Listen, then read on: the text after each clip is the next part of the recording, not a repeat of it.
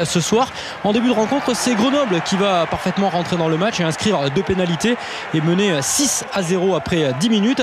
Mais sur cette touche, eh bien, Montpellier va trouver enfin le sens de la marche. Les avants vont multiplier les pick and go, les séances aura avec les avants, avec Bustos, là l'Argentin qui est tout proche de marquer le premier essai de cette rencontre. C'est Alexandre Bias à son tour qui va aller essayer d'aplatir. Et puis Mamouka Gorgodze va aussi se jeter et marquer le premier essai de la rencontre après arbitrage vidéo.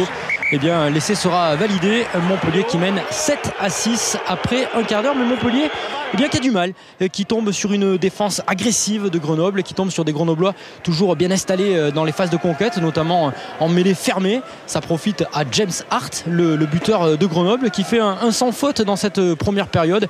Il va passer 3 points supplémentaires pour permettre à Grenoble de mener 9-7, puis 12-10.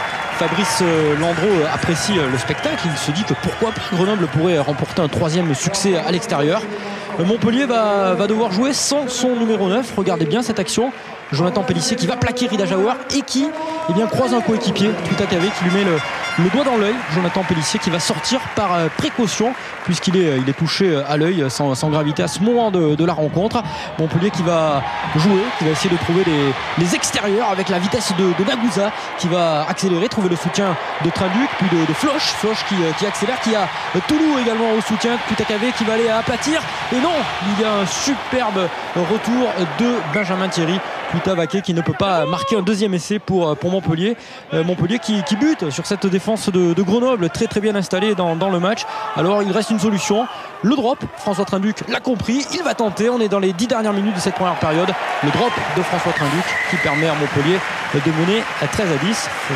Fulgence Ouédraogo, toujours blessé à l'épaule, apprécie le spectacle. C'est la dernière action de cette première période et c'est un petit peu un copier-coller. La défense de Grenoble est parfaitement installée. François Trinduc face au poteau, il remet ça et ça passe. 16-10, c'est le score à la pause. Montpellier qui mène de 6 points, qui semble enfin avoir trouvé le chemin. Jonathan Pellissier, lui, ne va pas rentrer, il a toujours mal à l'œil, il n'arrive pas à ouvrir son œil. On le voit à l'image, Jonathan Pellissier qui ira passer des examens demain avant de partir à Marcoussis. La deuxième période va se transformer en un chassé-croisé entre buteurs. James Hart, le Grenoblois, et Benoît Payog, le Montpellierin. Un chassé-croisé à l'avantage de Montpellier qui va mener 22-15. On va rentrer dans les 20 dernières minutes. Le match est tendu, à l'image de ce raffut un petit peu musclé de Caminati sur Ledesma. Fabien Galtier n'apprécie pas trop. Ou de ce plaquage d'Alexandre Bias, plaquage viril.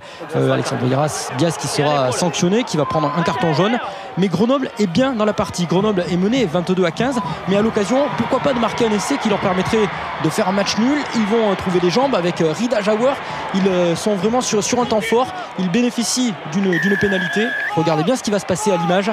La pénalité, on a envie de vite la jouer. Benoît Payog va se jeter sur le ballon, mais il est pris par un Grenoblois qui va tendre le bras. Bagarre générale. On va revoir le ralenti. Vincent Campo, le talonneur de Grenoble, va prendre Payog qui se fera justice lui-même. Mais l'arbitre va sanctionner uniquement le Grenoblois.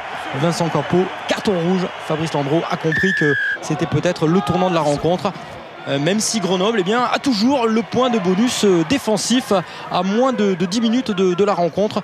Une mission pour Montpellier, priver l'adversaire de ce point de bonus. Pour cela, il faut jouer et mettre l'adversaire à la faute, ce que vont faire les Montpelliérains.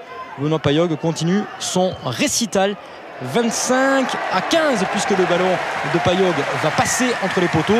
Il reste moins de 5 minutes, 2 minutes précisément, et à l'image de leur match, les Grenoblois vont s'accrocher, de la générosité, de la combativité. Ils vont à 14 essayer d'obtenir une dernière pénalité qui leur permettrait d'avoir le point du bonus défensif. Dans cette action, dans ce regroupement plutôt, les Montpelliérains se mettent à la faute. James Hart va passer la pénalité qui permet à Grenoble de repartir avec un point. Défaite 25-18, une victoire dans la douleur de Montpellier. Jonathan Pellissier passera donc des examens demain, mais a priori ça va bien. Fabien Galtier, lui, va partir en vacances, mais il y a encore des choses à redire, même si ce soir Montpellier obtient une 5e victoire.